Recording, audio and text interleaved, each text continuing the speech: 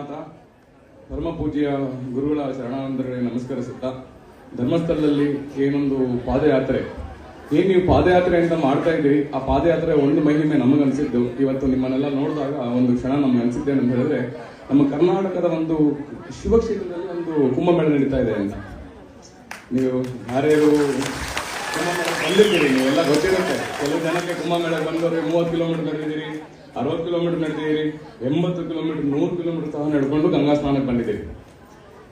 ನಾವಲ್ಲಿ ಒಂದು ಜ್ಯೋತಿರ್ಲಿಂಗ ಅಂತ ಹೋಗ್ತೇವೆ. ಒಂದು ಜ್ಯೋತಿರ್ಲಿಂಗ ಸಮಾನವಾದಂತಹ ಒಂದು ಭೂತಗಣಗಳ ಒಂದು ಅತಿ ಹೆಚ್ಚು ಅದ್ಭುತವಾದಂತಹ ಒಂದು ಶಕ್ತಿ ಇರ್ತಕ್ಕಂಥ ಒಂದು ಕ್ಷೇತ್ರ ಅಂದ್ರೆ ಧರ್ಮಸ್ಥಳ ಅಂತ. ನಾವು ನಾಗಸಾಧುಗಳಾಗಿ ಎಲ್ಲಿ ನಾವು ಶಿವನ ಒಂದು ಭೂತಗಣಗಳ ಶಕ್ತಿ ಅತ್ಯುತ್ತಮವಾಗಿರುತ್ತೆ ಮತ್ತೆ ಅದ್ಭುತವಾಗಿರುತ್ತೆ ಅಂತಂತ ಶಕ್ತಿಗಳನ್ನು ನೋಡ್ತಾ ಇರ್ತೀವಿ. ಅಂತಹ ಒಂದು ಅದ್ಭುತವಾದಂತಹ ಒಂದು ಕ್ಷೇತ್ರ ಅಂತ ಹೇಳಿದ್ರೆ ಅದು ಅನ್ನಪೂರ್ಣೇಶ್ವರಿ ಸಮೇತವಾದಂತಹ ಕ್ಷೇತ್ರ ಅಂತ ಹೇಳಿದ್ರೆ ಅದು ಧರ್ಮಸ್ಥಳ ಅಂತ ತಪ್ಪಿಲ್ಲ. ಏನಿವತ್ತು ತಾವೆಲ್ಲ ಇವತ್ತು ಏನೊಂದು ಪಾದಯಾತ್ರೆಯನ್ನ ಮಾಡ್ಕೊಂಡ್ ಬಂದಿದ್ದೀರಿ, ತಮ್ಗೆಲ್ಲ ಇವತ್ತು ಒಂದು ಅಲ್ಲಿ ನಮ್ಮ ಗರ್ಭಗುಡಿಯಲ್ಲಿರ್ತಕ್ಕಂಥ ಮಂಜುನಾಥನ ಒಂದು ದರ್ಶನ ಆದ್ರೆ, ಎರಡನೇ ಮಂಜುನಾಥ ಅಂತ ಹೇಳಿದ್ರೆ ನಮ್ಮ ಪರಮ ಪೂಜ್ಯ ಬುದ್ಧಿಯವರು.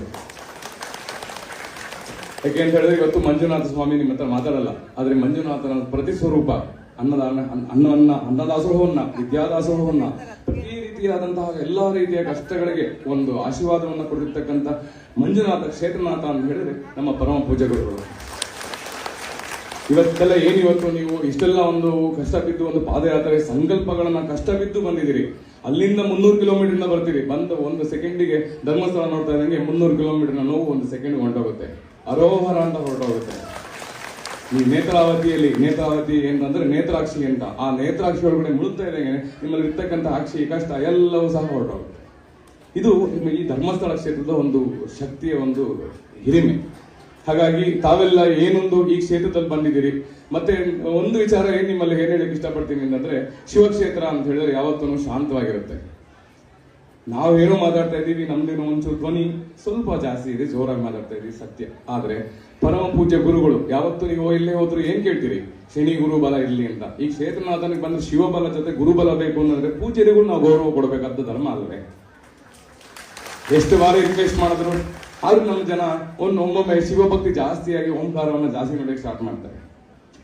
ಆಗ ಏನಾಗ್ಬಿಡುತ್ತೆ ಏನಂದ್ರೆ, ಪೂಜ್ಯರ ಒಂದು ಲೆಕ್ಕಾಚಾರಕ್ಕೆ ನೀವು ಎಲ್ಲೋ ಒಂದ್ ಕಡೆ ನೀವು ಮಾಡಿದಂತ ಒಂದು ಈ ಒಂದು ಪಾದಯಾತ್ರೆಯ ಒಂದು ಫಲವನ್ನ ಎಲ್ಲೋ ಮೈನಸ್ ಮಾಡ್ಕೊತಾ ಇದ್ದೀರೇನೋ ಅಂತ ನಿಮ್ಗೆ ಅನ್ಸ್ಕೋಬೇಕಾಗುತ್ತೆ. ಯಾಕೆ ಅಂತ ಹೇಳಿದ್ರೆ, ನೀವು ಇಲ್ಲಿ ಪೂಜ್ಯರ ಮಾತುಗಳು ತಗೊಂಡಿಲ್ಲ ಅಂದ್ರೆ ಮಂಜುನಾಥ ಮಾತು ಕೇಳ್ತಾ ಇಲ್ಲ ಅಂತ ಅರ್ಥ.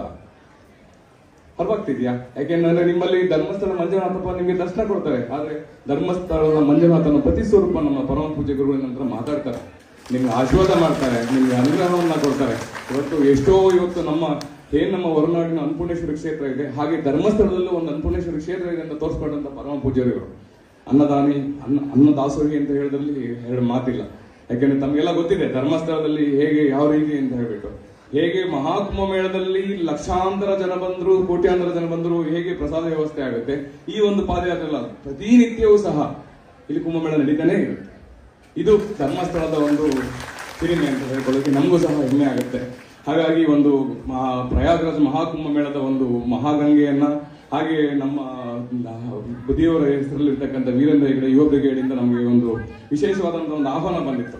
ಗುರುಗಳೇ ಈ ರೀತಿ ಇದೆ, ಈ ರೀತಿ ಹೀಗೆ ಒಂದು ನಮ್ಮ ಯುವ ಪಡೆಯಿಂದ ಇದ್ ಮಾಡ್ತೀವಿ ಅಂತ ಬಂದು ಗುರುಗಳ ಒಂದು ಇದನ್ನ ವಿಚಾರವನ್ನು ಮಾತಾಡಿದ್ರು.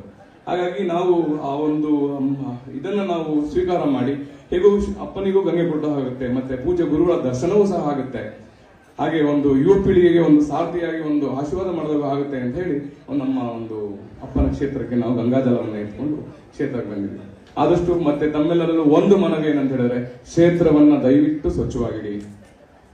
ನೇತ್ರಾವತಿಯಲ್ಲಿ ಯಾವುದೇ ಕಾರಣಕ್ಕೂ ಬಟ್ಟೆಗಳನ್ನು ಬಿಡಬೇಡಿ. ಧರ್ಮ ನಿಮ್ಗೆ. ನದಿಯಲ್ಲಿ ಶಾಂಪು ಸೋಪ್ ಹಾಕೊಂಡು ಸ್ನಾನಗಳನ್ನು ಮಾಡಬೇಡಿ. ಮಂಜುನಾಥನ ಶಾಂಪು ಸೋಪ್ ಹಾಕೊಂಡು ಸ್ನಾನ ಮಾಡಿಲ್ಲ. ನೀವೆಲ್ಲ ಮಂಜುನಾಥನಷ್ಟು ದೊಡ್ಡವರಲ್ಲ. ಶಾಂಪು ಸೋಪ್ಗಳು ಹಾಕೊಂಡು ಬಟ್ಟೆಗಳು ಒಪ್ಕೊಂಡು ನಿಮ್ಮ ಕರ್ಮ ಹೋಗುತ್ತೆ ಅಂತೇಳಿ ಕ್ಷೇತ್ರದ ಗಂಗೆ ಒಳಗೆ ಬಟ್ಟೆಗಳನ್ನೆಷ್ಟು ಕರ್ಮಗಳನ್ನ ಕಟ್ಕೋತಾ ಇದೀರಿ. ಇದು ಮಹಾಪಾಪ ಆಗುತ್ತೆ. ಕರ್ಮ ಅಂತ ನೀವು ಬಿಟ್ಟು ಹೋಗ್ತಿಲ್ಲ, ಕರ್ಮ ಅಂತ ಕಟ್ಕೊಂಡು ಹೋಗ್ತಾ ಇದೀರಿ. ಅವಾಗೇ ಮಂಜುನಾಥನ್ ಖುಷಿ ಆಗೋದು. ಯಾಕೆ ಗೊತ್ತಾ? ಬೆಳಗ್ಗೆ ಎದ್ರೆ ಗಂಗಾಜಲ ಅಂತ ಕಾಶಿಯ ಗಂಗಾ ಸ್ಥಳವಾದ ಗಂಗಾ ಸ್ವರೂಪವಾದಂತಹ ಗಂಗೆಯನ್ನ ಆ ನೇತ್ರಾವತಿಯಿಂದನೇ ತರೋದು. ನೀವೇ ಯೋಚನೆ ಮಾಡಿ ನೋಡಿ, ನಿಮ್ಮ ಬಟ್ಟೆಗಳು, ನಿಮ್ಮ ಎಲ್ಲ ವಸ್ತ್ರಗಳನ್ನ, ಕೆಲವೊಂದು ವಸ್ತ್ರಗಳನ್ನ ಬಿಟ್ಬಿಟ್ಟು ಹೋಗ್ತೀರಿ. ಅದೇ ಗಂಗೆ ಏನಂತಂದು ಮಂಜುನಾಥನಿಗೆ ಆಗ್ಬೇಕಾ? ದಯವಿಟ್ಟು ಅರ್ಥ ಮಾಡ್ಕೊಳ್ಳಿ. ಕ್ಷೇತ್ರವನ್ನು ಸ್ವಚ್ಛವಾಗಿಡಿ.